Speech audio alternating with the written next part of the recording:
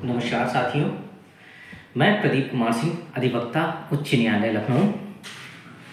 मेरा यह वीडियो बनाने का उद्देश्य मात्र इतना था। हम इस समय ट्विटर, फेसबुक पे एक फ़ोटो बहुत वायरल हो रही है, जिसमें एक लड़की उड़ीसा की, जिसके साथ बलात्कार हुआ होता है। और इतना ही नहीं, बलात्कार होने के बाद उसे मानव मल टट्टी खिला दी जाती है। जब यह मैंने वायरल खबर पढ़ा और एक क्रम में वायरल हुई, उस पे किसी विभागीय अधिकारी का कोई बयान नहीं आया, तथाकथित लोकल नेताओं का कोई बयान नहीं आया। मन बड़ा दुखी हुआ कि मानव मल खिलाकर कैसे उसकी भावनाओं को आहत किया गया, स्त्री लज्जा भंग की गई। आइए इस संबंध में कुछ डिटेल्स मैंने नोट किया है, उसको बताते हैं।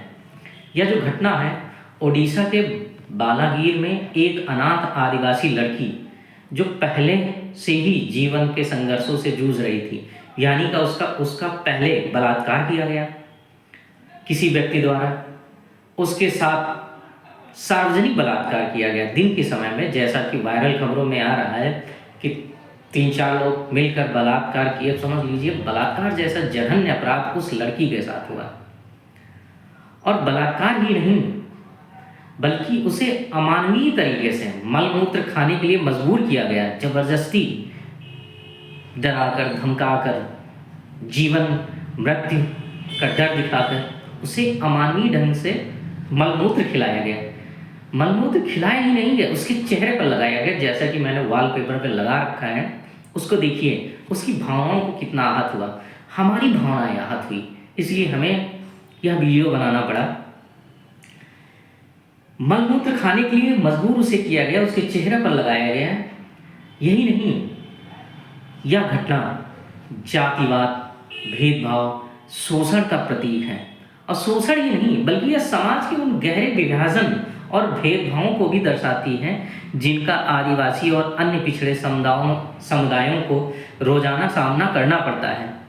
जब सरकारें आदिवासियों की सुरक्षा और सम्मान देने का वादा करती हैं, तो ऐसी क्रूर घटनाएं यह सिद्ध करती हैं कि इन वादों का कोई वास्तविक असर नहीं है।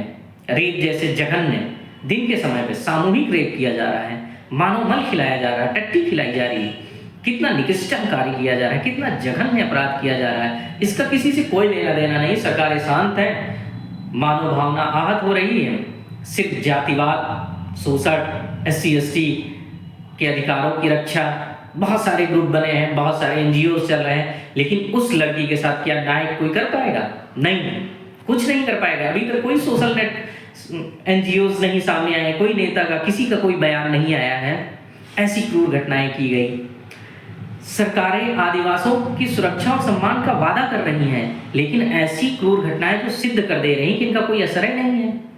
राष्ट्रपति, प्रधानमंत्री, ओडिशा सरकार और अधिकारियों की चुप्पी इस मामले को और भी गंभीर बनाती है और यह सवाल खड़ा करती है, क्या उन्हें आदिवासी समुदायों की सुरक्षा की वास्तव में चिंता है? यह घटना समाज के उस पक्ष को सामने लाती है जहां जातिवाद और असमानता की दीवारें इतनी मजबूत हो चुकी हैं कि आदिवासी समुदाय का हर एक सदस्य अपने अस्तित्व के लिए संघर्ष कर रहा है। हम सरकार से यही अपील करते हैं कि इस जघन्य अपराध के खिलाफ कड़ी कार्रवाई की जाए और दोषियों को सख्त सजा दिलवाने के लिए कदम उठाए जाए। सरकार को यह सुनिश्चित करना होगा कि आदिवासी समुदाय को सिर्फ कागजों पर ही नहीं, बल्कि असल जीवन में भी सुरक्षा और सम्मान मिले। जब भारतीय संविधान की रचना की गई, अनुच्छेद 17 आर्टिकल 17 में अस्पृश्यता की प्रथा को समाप्त कर दिया गया है। जो उस उड़ीसा की लड़की के साथ घटना हुआ है, ये संविधान की मूल भावनाओं का घोर उल्लंघन है। संविधान की जो मूल भावनाएं, उनका घोर उल्लंघन किया गया है। नागरिक अधिकार संरक्षण अधिनियम 1955 में बना दिया गया है, ये मात्र पेपरों पे बना हुआ है। वास्तविकता इनका कोई डर नहीं, किसी को कोई डर नहीं। सब लोग अपराध पे किए जा रहे हैं, अपराधियों चरम सीमा पर है अपराध। मेरा आप सभी से 2-3 प्रश्न है। अनुसूचित जाति जनजाति पर और कितना अत्याचार होगा।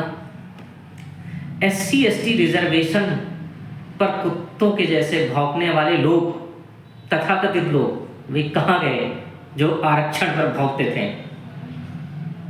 उनका क्या हुआ समझ में नहीं आ रहा है। अगर मेरा मत हो तो इन हरामियों को, जिन्होंने सामूहिक तौर पर बलात्कार किया, मानव मल खिलाया, उनको, उस लड़की का सामूहिक तौर पर मानव मल खिलाया जाए और बीच चौराहे पर उन्हें फांसी की सजा दे दी जाए, गोली मार दिया जाए।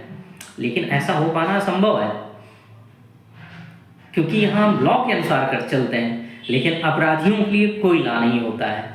मेरा प्रदेश की सरकार, देश की सरकार से यही विनती है, विनम्र निवेदन है कि उस लड़की को, जिसकी जिसकी भावनाओं को ठेस पहुंचा है, जिसकी स्त्री लज्जा भंग हुई है, उसे न्याय अवश्य मिले और दोषियों को सजा दी जाए।